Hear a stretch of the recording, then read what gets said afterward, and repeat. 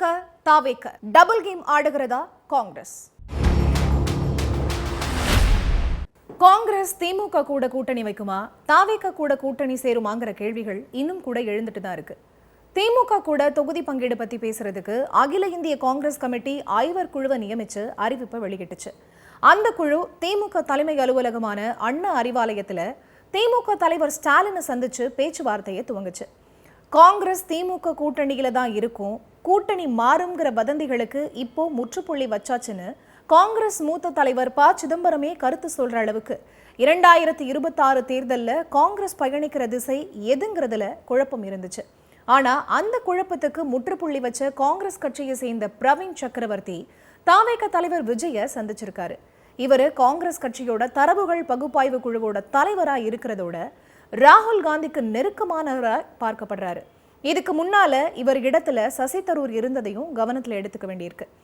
ஒரே நேரத்துல திமுக தாவேகான்னு Congress double game ஆடுதா? திமுக கிட்ட பேச்சுவார்த்தை நடத்தின 2 நாள்ல விஜய சந்திக்க வேண்டிய அவசியம் என்ன? திமுக காங்கிரஸ் பேச்சுவார்த்தை சுமூகமா இல்லையா? இதையெல்லாம் தான் இந்த ஸ்பாட்லைட்ல பார்க்க போறோம். 2026 தேர்தலுக்கான கூட்டணி பேச்சுவார்த்தையை திமுக கூட்டணி தான் முதல்ல துவங்கியிருக்கு.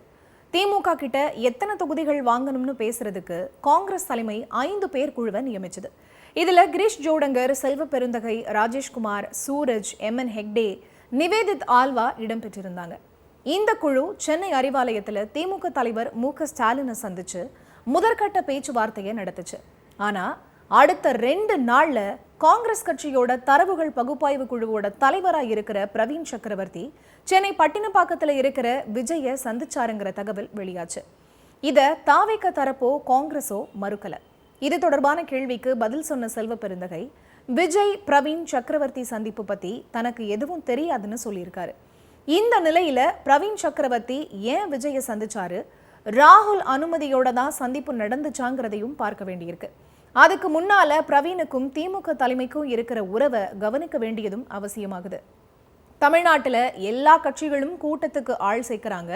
ஆனா தாவேகாவுல மட்டும்தான் கூடுற கூட்டத்தை எப்படி குறைக்கிறதுங்கிறத பத்தி யோசிக்கிறாங்கன்னு ஒரு பதிவு போட்டிருந்தாரு பிரவீன் சக்கரவர்த்தி. அதே சமயம் திமுக உதவியோட பிரவீன் சக்கரவர்த்தியை ராஜ்யசபா உறுப்பினர் ஆக்கணும்னு காங்கிரஸ் கோரிக்கை வச்சதாவும் அதை மறுத்ததாவும் செய்திகள் வெளியாச்சு. திமுகவோட சுமூக உறவுல இல்லாத பிரவீன் ராகுல் கிட்ட தனக்கு இருக்கிற செல்வாக்கால காங்கிரஸை தாவேக பக்கம் கொண்டு போக முயற்சிக்கிறாராங்கிற கேள்விகளும் முன்வைக்கப்படுது.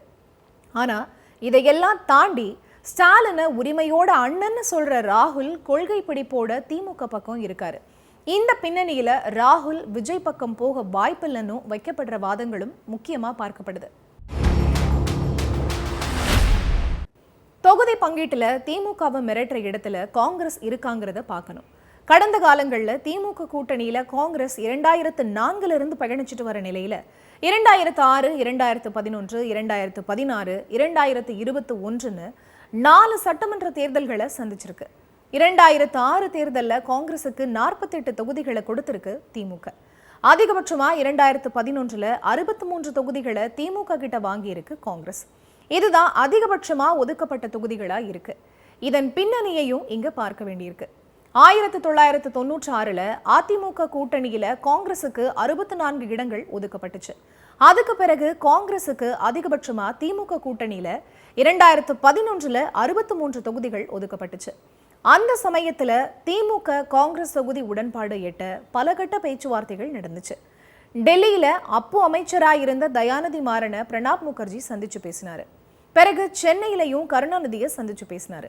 கடைசியா குலாம் நபி ஆசாதோட மத்திய அமைச்சர்களா இருந்த அழகிரி, தயாநிதி மாறன் உள்ளிட்டோர் முன்னிலையில 63 தொகுதிகள் காங்கிரசுக்கு ஒதுக்கப்பட்டதா அறிவிக்கப்பட்டுச்சு. திமுக தரப்புல 60 இடங்கள் மட்டுமே கொடுக்க முடியும்னு கைவிரிச்ச நிலையில கூடுதலா 3 தொகுதிகளை அப்ப கூட்டணியில இருந்த பாமக மற்ற கட்சிகளோட திமுகவும் ஒரு தொகுதியை விட்டு கொடுக்க 63 தொகுதிகளை காங்கிரஸ் வாங்குச்சு. அதுக்கு பிறகு திமுக கூட்டணியில காங்கிரசுக்கான தொகுதிகள் எண்ணிக்கை படிப்படியா குறைஞ்சிருக்கிறத பார்க்க முடியுது.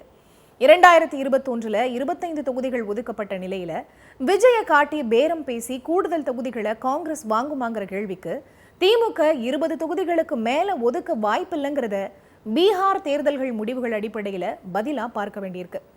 2011 மாதிரி திமுகவை மிரட்டுற இடத்துல இப்ப காங்கிரஸ் இருக்காங்கிறது கேள்விக்குறிதான். திமுக கூட்டணியில இருக்கிற எல்லா கட்சிகளுமே கூடுதல் தொகுதிகளை கேட்போம்னு ஏற்கனவே சொல்லிக்கிட்டு இருக்கிற நிலையில காங்கிரஸ் முதல் முறையா தொகுதி பங்கிட்ட முதல் ஆளா திமுக கிட்ட பேச துவங்கியிருக்கு. முதல் சந்திப்புல திமுக காங்கிரசுக்கு இடையில சுமூகமான பேச்சுவார்த்தை நடக்காததால விஜய் பிரவீன் சக்கரவர்த்தி சந்திப்பு நடந்துச்சானோ கூடுதல் தொகுதிகளை கேட்கத்தான் காங்கிரஸ் இந்த அணுகுமுறையை கடைபிடிக்குதாங்கிற பாக்குறப்போ திமுக கூட்டணியில இருக்கிற மற்ற கட்சிகளும் காங்கிரஸ் பாணியில தங்களுக்கு இன்னொரு ஆப்ஷன் இருக்குங்கிறத விஜய கை காட்டி பேசுமாங்கிற கேள்விகளும் எழுந்திருக்கு.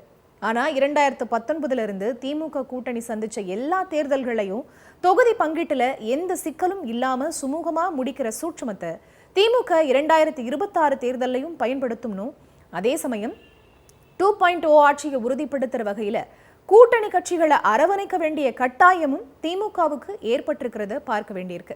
திமுகவில் இருக்கிற கூட்டணி கட்சிகள் தேர்தல் அரசியலுக்காக சேராம கொள்கைகளுக்காக சேர்ந்திருக்கிற கட்சிகளா பார்க்கப்படுற நிலையில 2026 தேர்தலுக்கு திமுக கூட்டணியில தொகுதி பங்கீடு எப்படி இருக்குங்கிறத பொறுத்திருந்து பார்க்க வேண்டியிருக்கு.